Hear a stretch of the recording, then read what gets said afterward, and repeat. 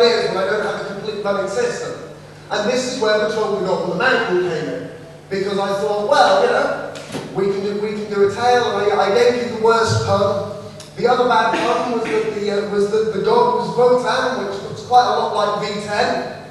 And that pun was completely spoiled by Jesse Vincent getting P5P off their asses and getting V12 out. So, you know, I give a talk, and 3 months later one of the main jokes disappears. Okay, I'd much rather have regular film releases than keep my joke, but it was kind of disappointing.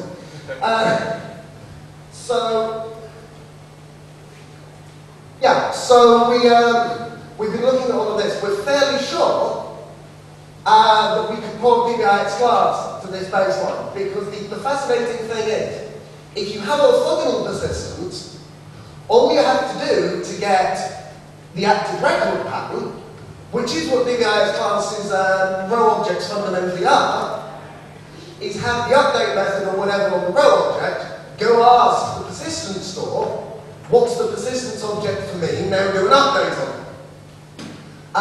Whereas you can't go the other way around. It's a classic problem of, if you pick the right design, you can build everything else on top of it.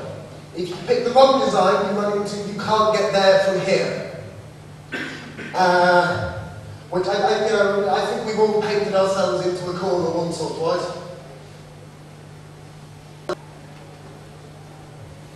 However, the advent of having a full type system is going to help with this huge amount as well. MooSex type structured is beautiful. MooSex type structured provides the opportunity to have array refs or hash refs with fixed members that are validated. And that gives you a fascinating possibility. Because one of the things that people were worried about is, well, we really like being able to call update with just a hash ref. If your object can't do that, well, are we going to have to faff around calling all of the setters? Well, no. We have a meta protocol. So what you do is, you ask the meta class, what attributes do you have? What are their setters called?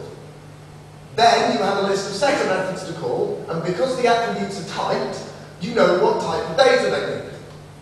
Given you've got that, you can then say, okay, let's build a method that knows all of this, that takes a hash ref of the data in that structure, and updates the object all in one go. So the answer to how do we keep the update strategy is to create a multi-set, basically generic method that can run against any object that's completely independent of the persistence store. And funnily enough, the MooSex method signature system is already built on top of MooSex type structure, so we effectively get the idea of being able to introspect that method just like any other method for free. Ain't sleep how wonderful. So I'm wondering now, you see, I'm wondering what my point was. The object of the exercise here is we end up, instead of, yes, you see, this is the thing that nobody remembers. What nobody remembers is PBIX class was not a research project to create an ORM. Nope.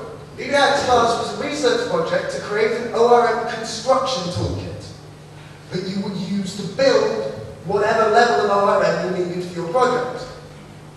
And in order to test this out, and in order to demonstrate it, I produced an example configuration called PBIX class core, which everybody uses. There were, in the entire time I've been using PBIX class, I know of exactly 2 people who actually built their own component set rather than just use core. And only one of them wasn't me. Oh well. So one of the things I'm hoping is that by building this as half a dozen separate modules that slot together, people will be able to take the ideas and build other things, because I'm tired of watching people go, hey, I want a slightly different appy, and I go, that's great. Why don't I work with you to build it around PBIX class? And they go, yeah, that'd be great. And then I don't hear anything, and 6 months later they release yet another ORM to CPAP. It's like, okay, look, I understand that you went, oh, it'll be easy enough to do. I thought it would be easy enough to do, It isn't. It really isn't. Databases are evil. Class DBI Suite. Class DBI Suite had this fantastic thing where it generated out really pretty aliases for relationships. So if you went from an artist to a CD to a track, it would alias that table as artist underscore CD underscore track. And it was really clear in the SQL exactly where that data was coming from, right up to the point where you met all the versions of Postgres and Oracle, which has a limit on the length of the identifiers in the as clause and just broke entirely on that query. And then you get into trying to support all the versions of Oracle that don't support the left join syntax. So there is some fantastic code in the DBIX class that fires off when it sees that and rewrites the join into the where clause for you in the Oracle specific syntax. And there's just stupid things like string concat being a function in MySQL and an operator in Postgres. There's the fact that if you're on Oracle, null equals the empty string unless you're using varchar2 or I don't even know. I try and avoid Oracle unless somebody's paying me to deal with that ball of snot. And just all sorts of fantastic things. And recursive with allows you to do really elegant tree queries, but it's only supported in the very latest version of Postgres, Microsoft SQL Server, and VB2. That's very helpful. And you get into all sorts of other fantastic bits, like Caleb, Raphael Kitto, has spent days arguing with Sybase. Because Sybase has this great thing, because of the way the protocol works, once you've opened the select, if you haven't completed reading the data from the select, you can't send anything else over the connection. So when you have a loop that goes, I'm going to loop through this record set and then send some updates based on it, no, you can't do that. Have to open a second database connection. What? So there's code inside DBIX class that Caleb wrote that spots this situation and opens a second database connection. Transparently, and it's all these little horrible things. Writing an ORM that works well enough for just your project is quite easy. Writing an ORM that actually works in all of the batshit insane situations that people have out in the build, that is way more difficult. And I keep seeing people who want a slightly different API commit themselves to all of that pain just to get the different API they want. And I want that to be a thing of the past. Which is why I'm aiming for world domination, so that the team that I've put together around DBIX class who already know how horrible this is, can maintain it themselves. And hopefully all of these people can share the pain with us, rather than going through it independently again and again and again. Much the same sort of principle as Plaid, wherein Miyagawa wrote a wonderful set of core code, and then went, hey, we need to support more Perl. Hey, Catalyst team, I think you already did the horrible parts of that. Come do it again, because I don't want to. Which I entirely approve of. The point of this is, there's always these horrible things to do for compatibility with different environments. What I want to achieve is only having to do any given horrible thing once. It's not so much don't repeat yourself as don't re-hurt yourself. Somebody can probably come up with a catchier version of that, but apparently not me today. Then again, there's still Stephen Little's wonderful thing. There's more than one way to do it, but sometimes consistency is a good thing too. Except that, but sometimes consistency is a good thing too. It's completely unpronounceable as an acronym. It's BTS, it's all consonants. It's like listening to a Welsh footballer. No. The best we've come up with as the Moose community so far is bicarbonate, which bears no resemblance whatsoever to the actual letters. Larry, please help. We've been trying for years now. We can't figure out a good acronym. You're good at that. Anyway, seriously. So, in the process of doing this, yeah, we come across all sorts of odd things.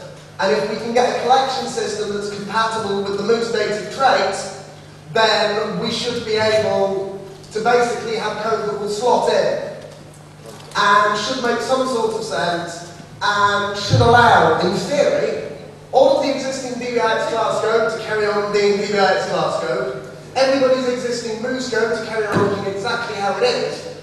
But if you slot these extra classes in underneath, you compatibly get access to all sorts of extra functionality. So with a bit of luck and the following wind, you'll be able to play with all of these toys without actually changing your base application. And one of the crucial things that we need to get right is most object relational mappers fail at one thing. The object thing, yeah, we've got object. Relational thing, yeah, we can do that. Everybody forgets the mapper layer. Seriously, look at most of them. The mappings are even things that are supposedly the data mapper pattern don't quite get it right. And so the answer is to be able to say, well, this object actually comes from these three different tables with these connections between them. Did I crack the lens on the camera? Oh no, nobody gets that one, never mind. So, being able to make that happen would be absolutely fantastic. And the way you end up doing it is, on sufficiently powerful databases, I'm fairly sure that I'm just going to treat Postgres 8.4 as my example of here is how a database should work. And then basically everything else will be a compat layer to get around that database being inferior.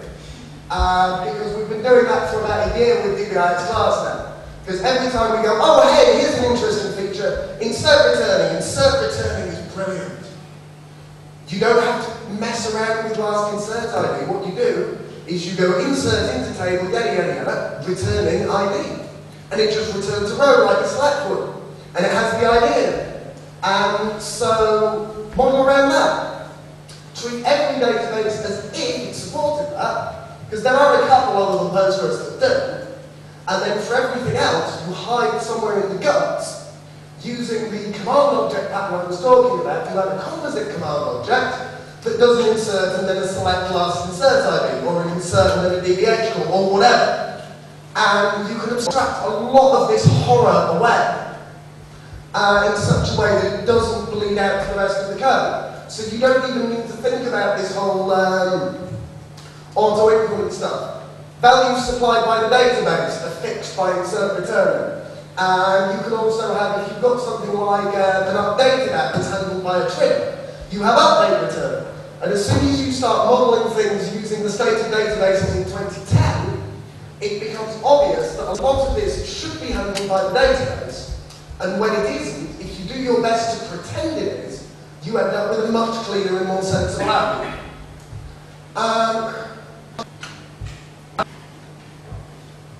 So, the sort of point of this is, we think we might have it right this time.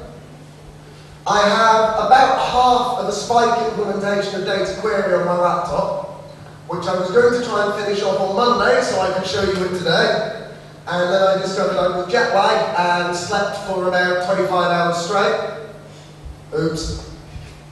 Conference season is trying to kill me this year, I'm very sorry. So I'm going to attempt to get that finished off. And once we have a prototype of that, DBIX data store will get resumed. I'm going to build that into the presenting Perl code base, which means that rather than having this wonderful situation where the way videos get on there is people SCP them up and then I run a tiny command line import script that puts them into the database, we can actually have a web interface for people to post videos, which the AppCNA people will love because it means that they can get videos up faster without waiting for me to unjet lag myself. And then we'll see where we get. And we have this one really huge advantage. The reason DBIX class was so quick to get a first version out was that I stole the entire class DBI test suite. That's why we have DBIX class CDBI compatible.